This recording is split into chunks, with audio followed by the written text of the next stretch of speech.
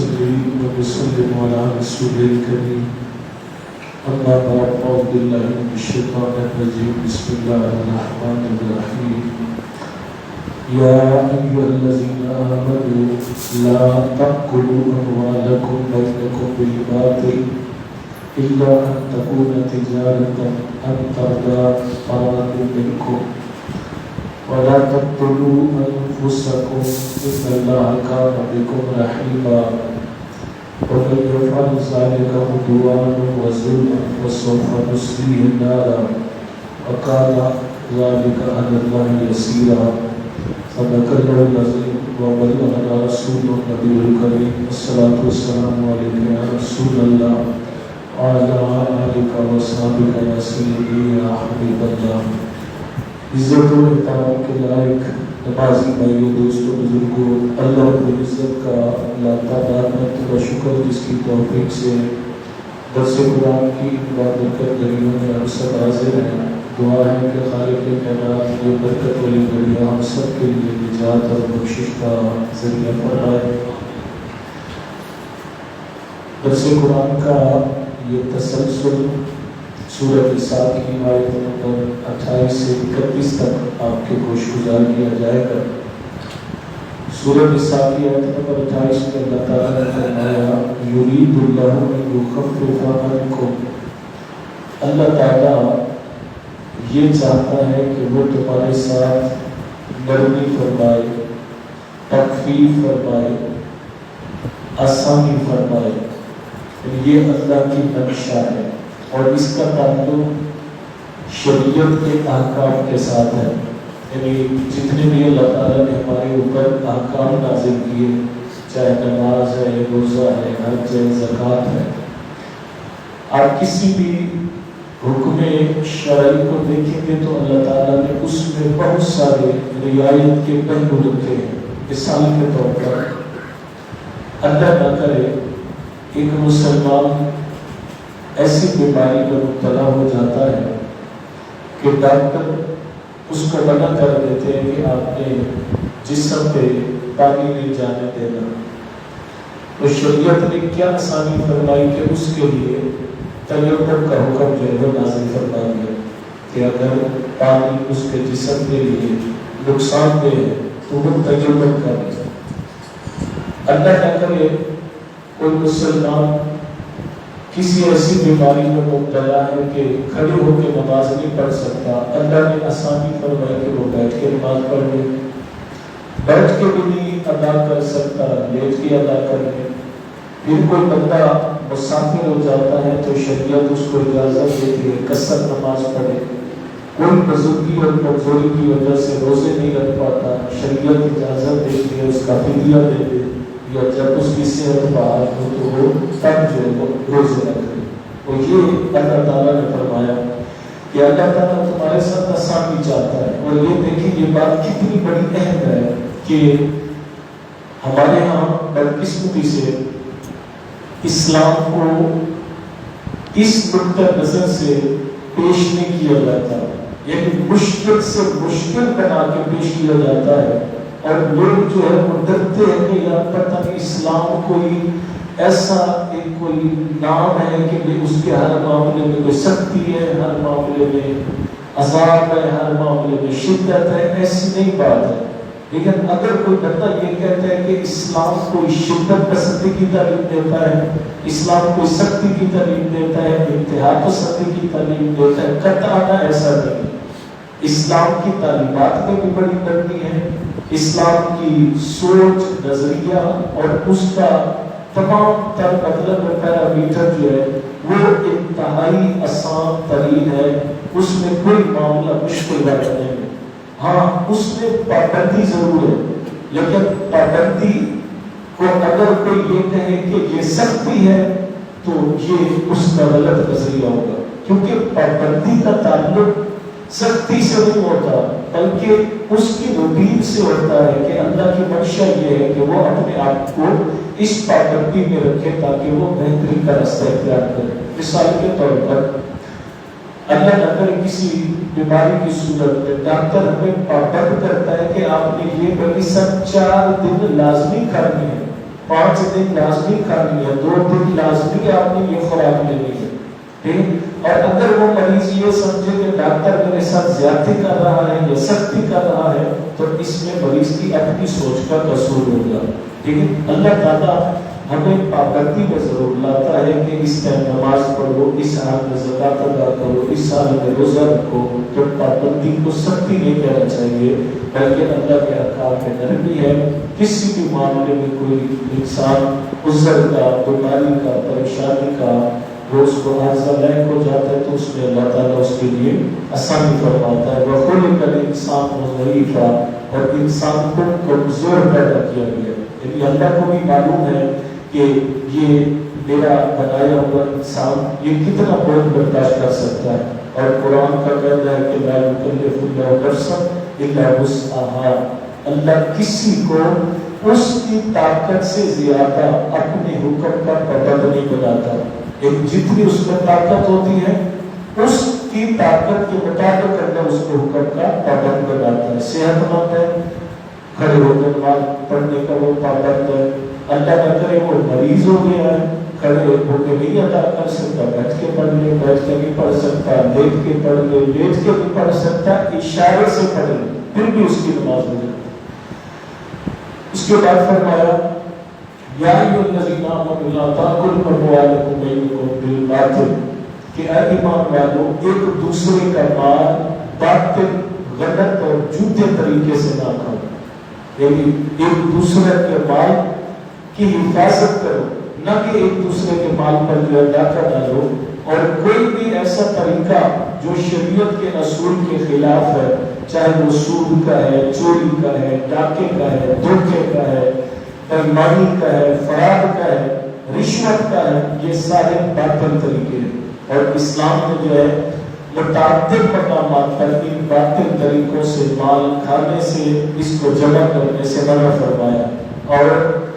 जब इंसान अपने आप को बातिल माल से बचा के रखता है, अल्लाह ताला उससे मुस्तजाब दावत बना देता है। हज़ूर सल्लल्लाहु अलैहि वसल्लम की बारगाह में एक सहाबी हाजिर हुआ, अर्ज करता है या रसूल अल्लाह ऐसा वजीफा बताए, ऐसा अमल बताए, मैं जो दुआ करूं कबूल हो जाए। हज़ूर ने फरमाया अगर तुम अपनी हर दुआ कबूल करवाना चाहते हो तो अपने पेट को हराम के लुकमे से बचाते रहो, तुम्हारा पेट जो जो हराम के लुकमे से महफूज होता रहेगा, और तुम दुआ करोगे अभी हाथ नीचे नहीं आएंगे, तुम्हारी दुआ कबूल हो जाएगी, ठीक। और आज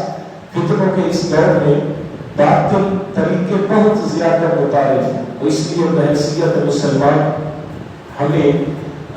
किसी भी मामले में माल को हासिल करने से पहले ये देखना चाहिए कि शरीयत की नजर में ये जायज है या नहीं है, ठीक है। जो मतलब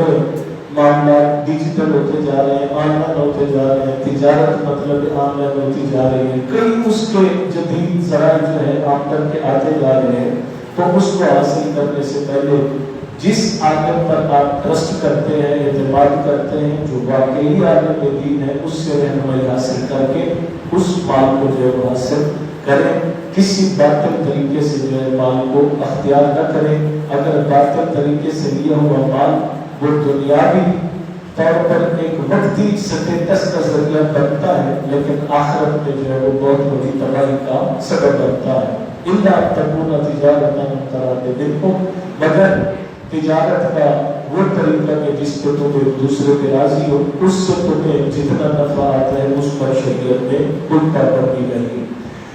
और फरमाया वला तक़तुलू अनफुसकुम, अपने आप को हलाकत में न डालो, अपने आप को कत्ल न करो, यानी कोई ऐसा काम न करो कि जिससे तुम अपनी जान के दुश्मन बन जाओ, ठीक, यानी ये तरीका हराम है। इसी आयत कुरानी से खुदकशी करना हराम है, अपने आप को मारना हराम है। ये परसों एक नौजवान इधर ये बैठ के मसला पूछ रहा था, वो कहते हैं मेरे साथ आजकल ये कैफियत चली हुई है कि मेरा बाज़ों का दिल करता है कि मैं अपने आप को मार दूं। अल्लाह उसका रसूल बेहतर जानता है वो किस परेशानी में है, किस अज़ियत में है। तो किसी भी मरहले को जाके ٹھیک ہے، چاہے ڈپریشن ہے، غصہ ہے، کوئی بھی معاملہ ہے، کبھی اپنے بارے میں یہ فیصلہ نہ کرے کہ اپنے آپ کو مار دے، کیونکہ خودکشی کرنا حرام ہے۔ یہ جسم ہمارے پاس اللہ کی امانت ہے، اور اس جسم میں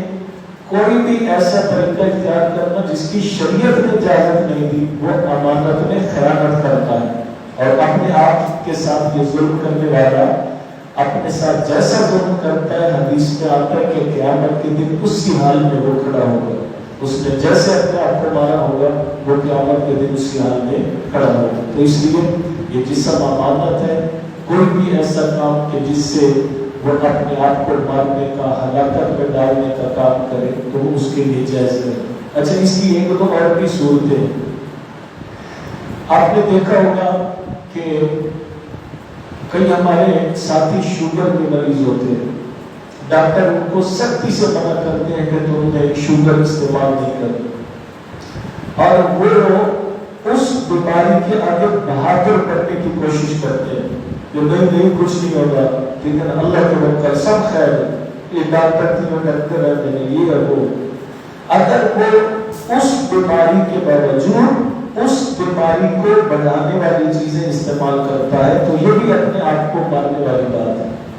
اپنے آپ کو ہلاکت میں ڈالنے والی بات ہے، یہ بھی اس کے لیے جائز ہے۔ ایک بندے کو ڈاکٹر نے منع کر دیا کہ بھئی تمہاری طبیعت روزے کو برداشت نہیں کرے گی تو روزہ نہ رکھو، شریعت نے اس کو رخصت دی ہے، تو وہ بہادر نہ بنے، یہ نہ ہو کہ روزہ رکھ کے وہ اگلے جہان میں مسافر بن جائے، ٹھیک ہے؟ یا ایک بندہ کھڑے ہو کے نماز نہیں پڑھ سکتا، ٹھیک ہے، تو جب شریعت نے اس کو اجازت دی ہے کہ وہ بیٹھ کے پڑھ لیں، ٹھیک ہے، تو اس کے لیے کوئی ضروری نہیں ہے کہ وہ کھڑے ہو کے اپنے آپ کو ہلاکت میں ڈالیں۔ لیکن کئی ایسے معاملات آنکھوں سے دیکھے ہیں کہ کئی ایسے ضعیف لوگ ہوتے ہیں، کئی ایسے بیمار ہوتے ہیں، وہ بہادر بننے کی کوشش کرتے ہیں تو پھر نماز کے دوران وہ گرے پڑے ہوتے ہیں، ٹھیک ہے، تو یہ کوئی اچھا فیصلہ نہیں ہوتا کہ ایک شریعت نے اجازت دی، ڈاکٹر نے اجازت دی اور ہم خواہ کے بہادر بننے کی کوشش کریں، یہ عقل مندی نہیں ہے۔ فرمایا من یفعل ذلک عدوانا وظلما فسوف نصلیہ نارا، اور جو بندہ اپنے آپ کے ساتھ یہ ظلم کرے گا، یہ ناانصافی کرے گا، فسوف نصلیہ نارا، ان قریب ہم اس کو آگ کے عذاب میں مبتلا کریں گے۔ اس لیے اپنے آپ کو ہلاکت میں ڈالنے والا کوئی بھی کام وہ اللہ کے عذاب کو دعوت دینے والی بات ہے، بلکہ حضور صلی اللہ علیہ وسلم نے ایک ایسے شخص کی نماز جنازہ کی پڑھی تھی جس نے اپنے آپ کو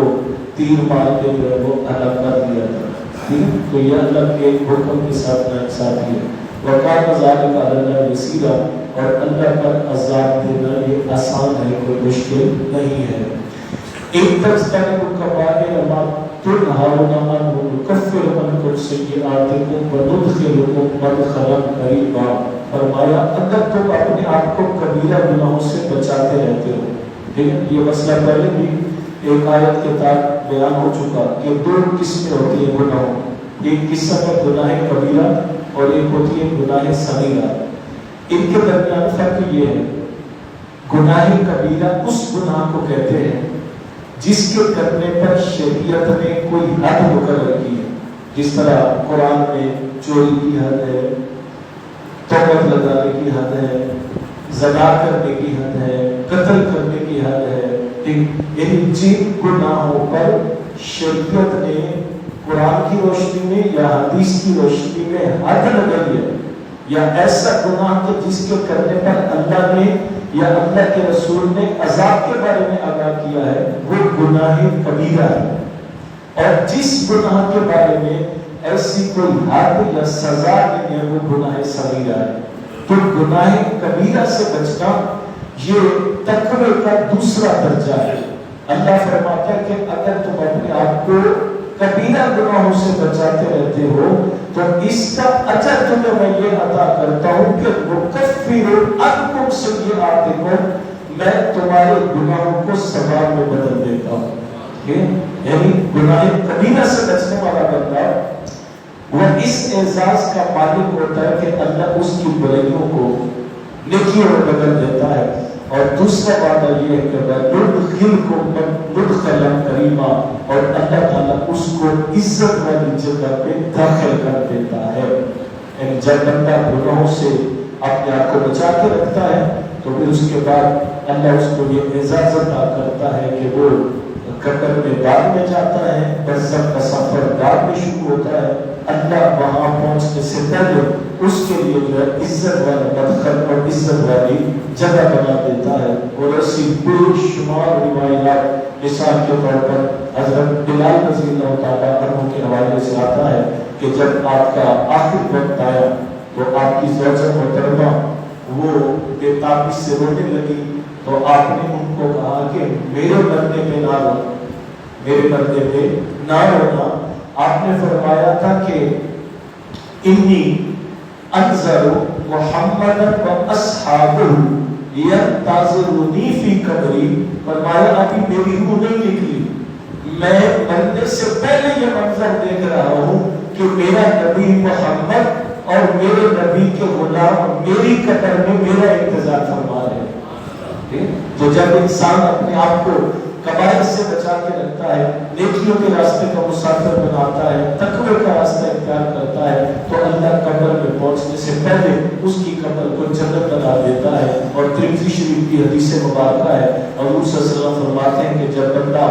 اس حال میں اللہ کی بارگاہ میں جاتا ہے کہ وہ مومن ہوتا ہے، اپنے آپ کو ان گناہوں سے بچا کے جاتا ہے، تو پھر فرشتے آگے اس کو کہتے ہیں کہ نُر کا نومۃ العروس، اور اس طرح قبر میں آ کے لیٹ جا جس طرح پہلی رات دلہن اپنے بستر پہ لیٹتی ہے، اور آقا کریم فرماتے ہیں کہ 60 گز اس کی قبر کو چاروں طرف سے جنت کی طرف کھول دیا جاتا ہے۔ ٹھیک ہے، تو وہ جب تک عالم برزخ میں رہتا ہے اللہ تعالیٰ پھر اس کو جنت کی بہاریں اور جنت کی برکتیں عطا فرماتا رہتا ہے۔ اللہ کے حضور التجا ہے کہ اللہ تعالیٰ ہمیں ہر اس گناہ سے بچنے کی توفیق عطا فرمائے جس گناہ کے بعد اللہ اور اس کے رسول کی ناراضگی ہو، اور اللہ تعالیٰ ہمیں اس دنیا سے حالت ایمان میں لے کے جائے، اور اس حال میں اللہ تعالیٰ ہمیں اپنی بارگاہ میں بلائے کہ جب ہم اس کے پاس حاضر ہو تو اللہ بھی ہم پہ راضی ہو اور اللہ کا نبی بھی ہم پہ راضی ہو۔ واخر دعوانا اللهم صل على سيدنا ومولانا محمد عبدك ورسولك كما صليت على ابراهيم وعلى ال ابراهيم انك حميد مجيد۔ اللهم السلام عليك السلام عليك ورحمة السلام حينا على السلام ادخلنا الجنة مع الأبرار يا عزيز يا رحيم يا كريم يا رب العالمين۔ اللهم ربنا تقبل منا هذه الصلاة القصر وتيسر القرآن مع جميع الحاضرين، وصلى الله على خير خلقه محمد